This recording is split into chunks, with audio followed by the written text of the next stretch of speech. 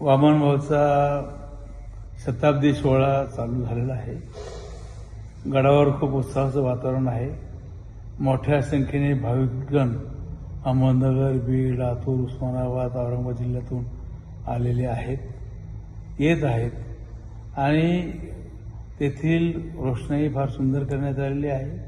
हा रोप्प महोत्सवी वर्ष असल्यामुळं लाखो लोक या ठिकाणी येणार आहेत, येत आहेत. केंद्रीय गृहमंत्री येण्याची अपेक्षा आहे. राज्याचे मुख्यमंत्री देवेंद्र फडणवीस साहेब येणार आहेत. त्यांच्याबरोबर काही त्यांचे मंत्रीगण पण येणार आहेत आणि एकूणच शासनाने बरी मदत केलेली आहे. या गडाची आषाढीला जी वारी जाते ही सर्वात मोठी असते महाराष्ट्रामध्ये. तर त्या वारीच्या काही अडचणी आहेत, रस्ते नाहीत, काही ठिकाणी रस्ते होण्याची आवश्यकता आहे.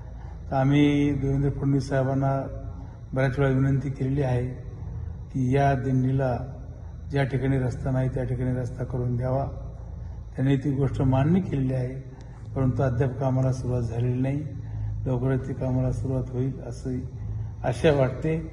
आणि एकूणच हा रोप्प महोत्सवी वर्ष असल्यामुळं संपूर्ण मराठवाडा आणि परिसरातून, पश्चिम महाराष्ट्रातून मोठ्या संख्येने लोक आलेले आहेत. या सप्ताहामध्ये अनेक मान्यवरांची कीर्तनं ठेवण्यात आलेली आहेत. एकूणच हा सोहळा दैदिप्यमान आणि राज्यातला प्रमुख जो सोहळा असतो त्यामध्ये या सोहळ्याची गणना होते.